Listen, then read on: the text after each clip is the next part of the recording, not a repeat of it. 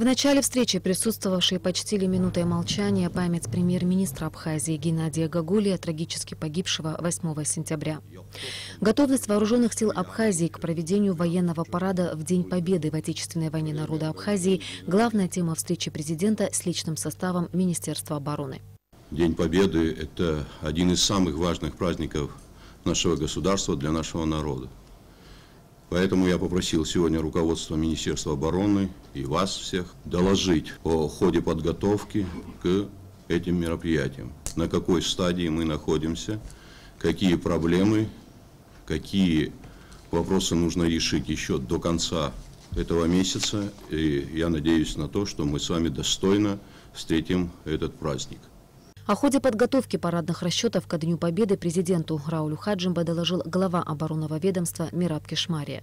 В параде будет участвовать и авиация. В воздухе над площадью Свободы появится 7 единиц техники, 2 машины Ми-8, Ми-24 и 4 машины Л-39. Личный состав парадного расчета обеспечен в полном объеме.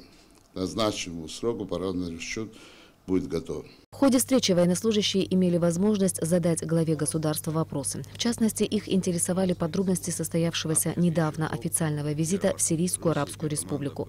Как отметил Рауль Хаджимба, визит в Сирию имел историческое значение, и подписанные там соглашения важны не только для Абхазии. Достойно мы были представлены. Был наш премьер-министр Геннадий Леонидович Гагулия, который был вовлечен в эти процессы не только в период нашего нахождения в Сирии, но им была проведена значительная работа еще до признания этим государством Абхазии. В первый день своего нахождения подписали большой рамочный договор о дружбе и сотрудничестве с Сирийской Арабской Республикой. В последующие дни на встрече с руководством правительства Сирии мы подписали еще 2 документа, которые нацелены на экономическое развитие между нашими государствами. Сирия очень заинтересована в выстраивании с нами этих отношений. Сирии нужны возможности выхода на наши порты, железнодорожные возможности, которые свяжут с российским государством. Это даст соответствующий результат не только для самой Сирии, это даст результаты экономического роста и для Абхазии.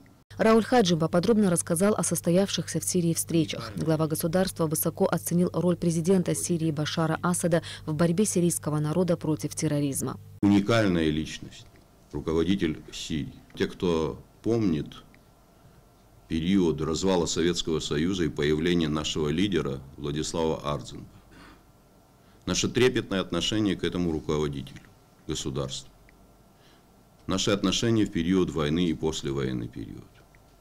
Могу сказать, что вот точно так же к руководству Сирии относится и народ. Все эти небылицы, которые рассказываются в западных средствах массовой информации о том, что там идет развал государства, что нет там согласия в обществе, все это вранье. Мы встречались с представителями кавказской диаспоры.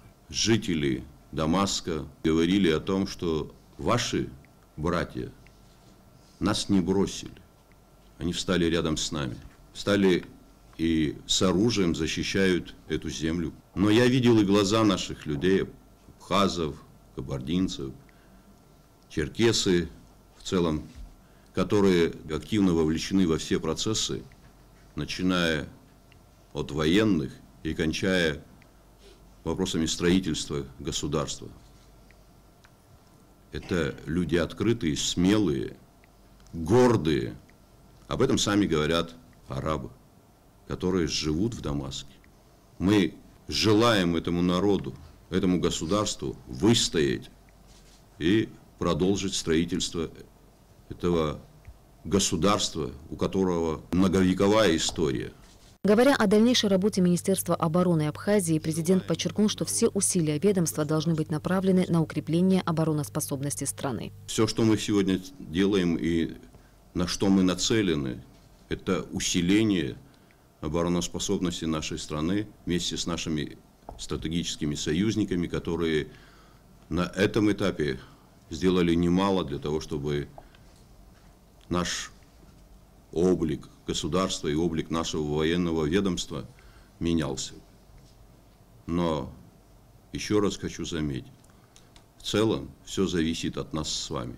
Насколько мы готовы правильно принимать эту помощь, насколько мы готовы эту помощь использовать для того, чтобы состояться во имя тех, кто погиб, во имя будущего нашего государства. Мы должны сделать все для того, чтобы именно это подразделение, эта структура была бы на самом высоком уровне. В завершении встречи министр обороны Мираб Кишмария отметил, что все поставленные главой государства задачи будут выполнены.